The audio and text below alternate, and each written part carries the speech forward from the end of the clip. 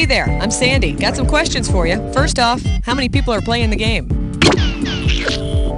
We're playing solo, huh? All right then, let's have a name.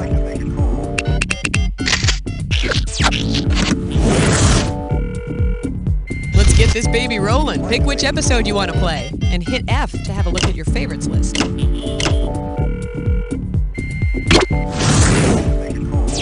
30 seconds. Your buzzer is the letter B, as in breaking wind. 20 seconds. So we're going. Now when a question pops up, you gotta buzz in. Then to pick the answer that you want, just hit that number on the keyboard. Follow me? Easy breezy. Have a good game.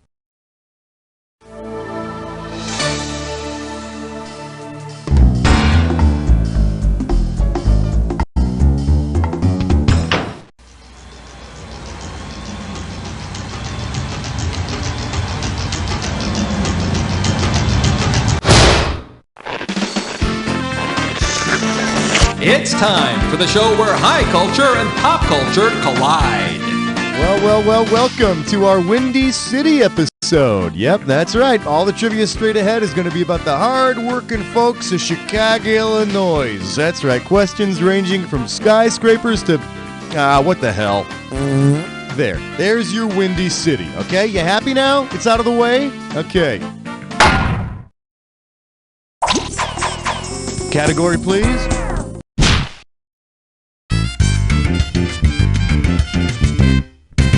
Open wide and get ready for thumbs up where? How does $2,000 sound? Well, now on a sad note, I'd like to take a moment to remember Gene Siskel. Man, who could possibly replace him in that Siskel and Ebert partnership? Well, I mean, anyone with an opposable thumb, but you know what I mean. Considering which animals have opposable thumbs, with whom could Roger Ebert consider teaming up? Any primate, any carnivore, any mammal, or any vertebrate?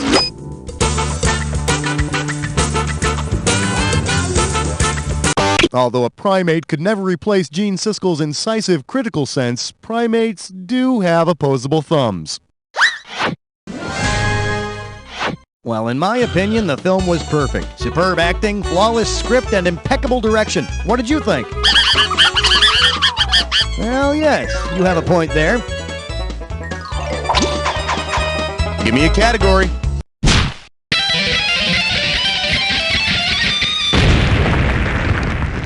Here we have William Perry is really cool. You get this one, you pocket $2,000. Ready? Catch this. Suppose former Chicago Bear William Refrigerator Perry worked the same way an actual refrigerator does. What system would keep him functioning properly? A binary system, a valve system, a compression system, or a load system?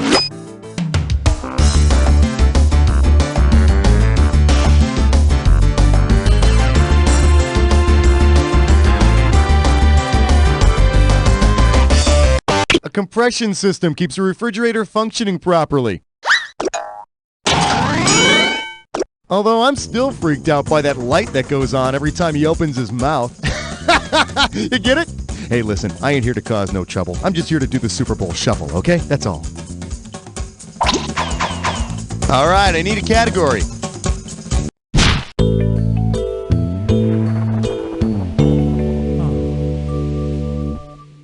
For your viewing pleasure, taking a real trip. Let's see what you'll do for $1,000. Okay, start crunching the keyboard, because I gotta fill in the blank for you. Now listen to this moron yapping away and tell me what road he should have taken. Oh man, I asked for directions to my friend's house, but he told me to drop acid instead. Or, at least I thought he said that when he told me to take LSD, he didn't mean the drug, but the street. What's that? Okay, it's cool. What road caused all the confusion?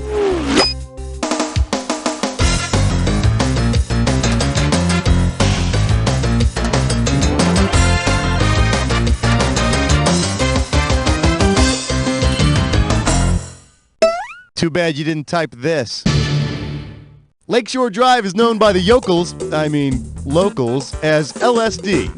Just like the wacky mind-altering drug. Although, considering the way people drive on the road, you gotta wonder if maybe it wasn't named after the drug. All right, pick a category. Hey, stress cut with lime sore. It's time for a Lip for Dish Mess Fun. grab hold of this gibberish category. All about me. Let's get the ball rolling at $5K for this gibberish question. Now here's the deal. The more time you take, the less cash you get. Okay, tell me what well-known song this rhymes with.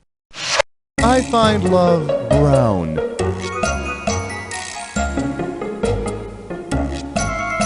First clue, Frank Sinatra sang it, baby. Old Blue Eyes sang it and Chicago went wild. And not only during Chicago rioting. It's my kind of towel shopping district. Let's see what you got. Start typing and then hit return.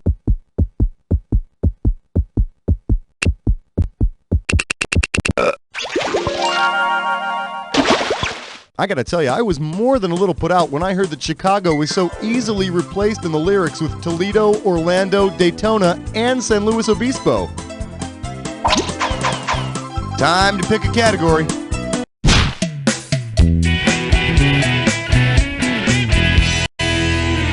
I believe this one is called Little Red's Riding in the Hood. $1,000 at stake on this one. See what you can do with this one.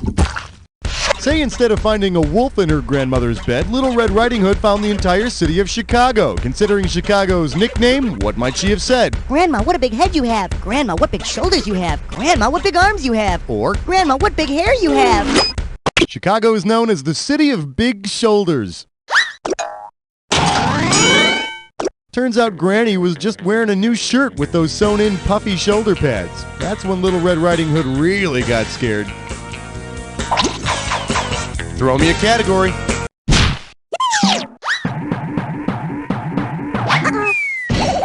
This one's called New Jersey Isn't Just a Way to New York. I'm gonna make this one $1,000. Okay, how about this one? Michael Jordan, number 23, right? Yeah, well, it wasn't always 23. No siree, Bob. That whole baseball retirement thing threw everything off kilter for a while. Considering the uniform number Michael Jordan briefly used when he first came out of retirement, which of these drinks might he have endorsed at that time? Five Alive, 50-50, 7-Up, or Colt 45? For a short time, Jordan's jersey was number 45.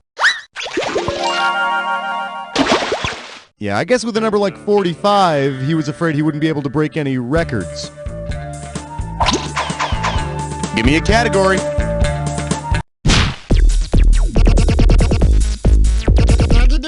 May I introduce Pizza and the Big O. Get this one right, you get $1,000. Let's see how you handle this one.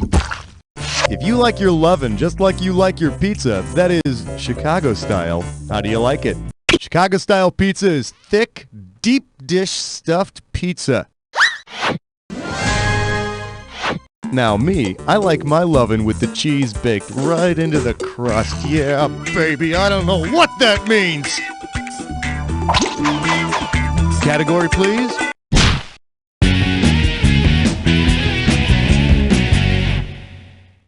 Well, what do we have here? Hold your pinky out when you spit. How does $4,000 grab you? And now, your question.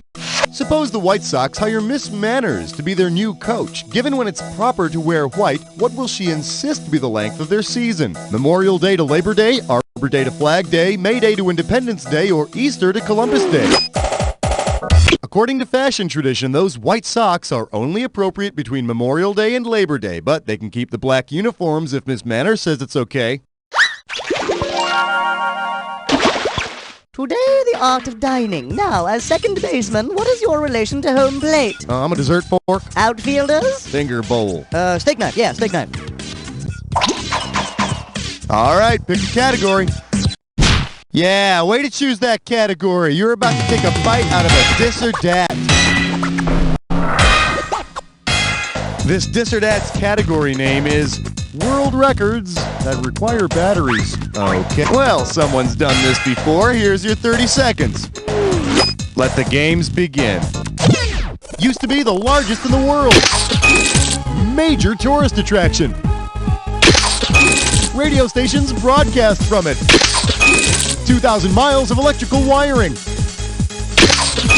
Defines the Chicago skyline. Sways 6 inches in high winds.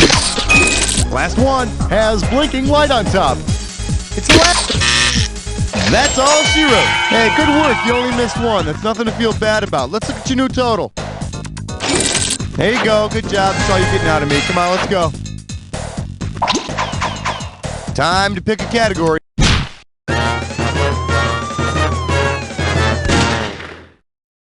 Let's see what we got going. First down and 7 deadly sins to go. $2,000 for a correct answer. Eyes forward, we're going. Considering the official classification for a group of bears, of which deadly sin would the Chicago Bears most likely be accused? Sloth, gluttony, pride, or lust? A group of bears is called a sloth. And for the Chicago Bears, that's a compliment. Throw me a category.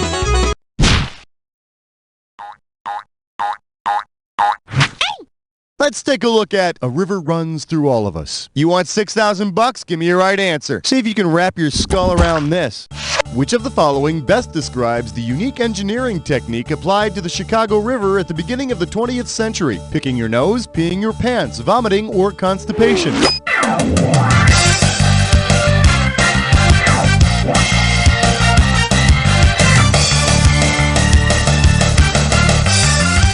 Back in 1900, to improve the sewage system of the city, the natural flow of the Chicago River was reversed, just like the natural flow of food in your body is reversed when you vomit. The reversal of the Chicago River brought back a few thousand tons of sausages and about 742 missing mobsters. All right, I need a category. The category, burning Mrs. O'Leary's cow at the stake. You get it right, I'm putting you up $2,000. Okay, so everybody thought that Mrs. O'Leary's cow was responsible for the Great Chicago Fire, right? Well, a couple of years ago, they find out the cow is innocent. But hey, guilty or not, that cow was probably pretty well done by the time the fire was over. Given which fast food restaurant opened its first store in the Chicago area, and which of the following would you most likely have found the well-cooked meat of Mrs. O'Leary's cow? A McDonald's Big Mac, a Burger King Whopper, a White Castle Slider, or Wendy's Big Bacon Classic?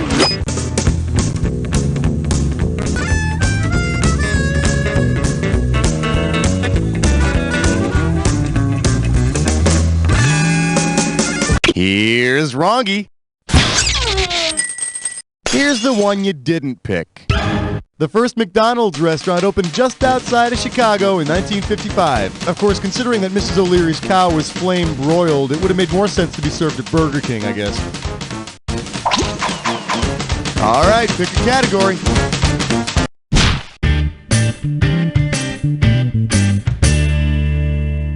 And our special guest tonight, this is so embarrassing, I'll only say it on TV. One right answer and you got $6,000 coming at you. Forward march. Imagine you want to spill your secrets on a Chicago talk show. Which of the following will you definitely not be doing? Sharing your all Twinkies diet with Oprah, attacking an ex-lover on Jerry Springer, confessing your affair with your cat to Lisa, or telling Jenny Jones that your butt talks to you.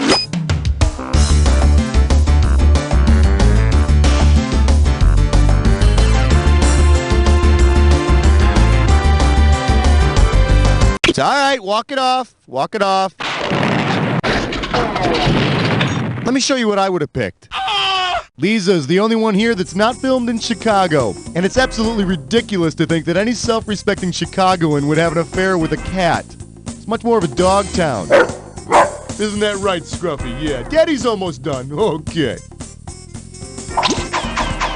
Give me a category. Coming at you, Ferris Bueller's Excellent Adventure. Sit up straight, this one's going to be worth $6,000. Flex those fingers, here it comes. If Ferris Bueller were able to travel back in time during his day off to ride the first Ferris wheel, where would he go? To the 1893 World's Columbian Exposition. George Ferris created his fascinating wheel for the 1893 Columbian Exposition in Chicago, also known as the World's Fair. But what would make a great scene is if you put his teacher on the Ferris wheel. Bueller, Bueller, Bueller, Bueller.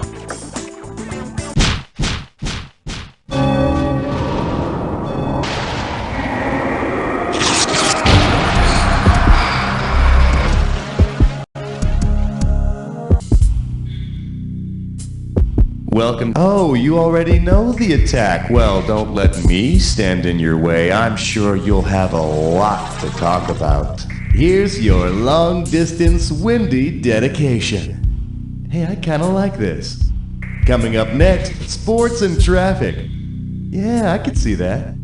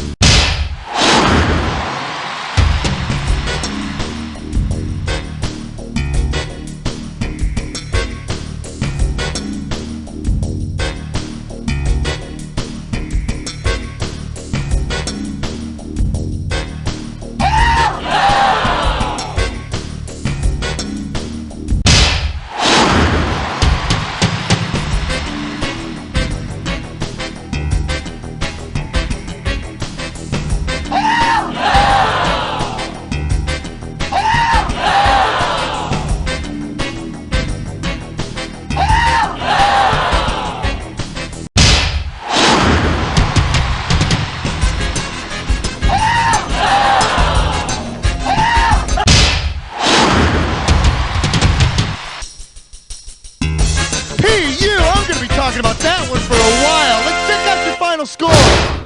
That's the game.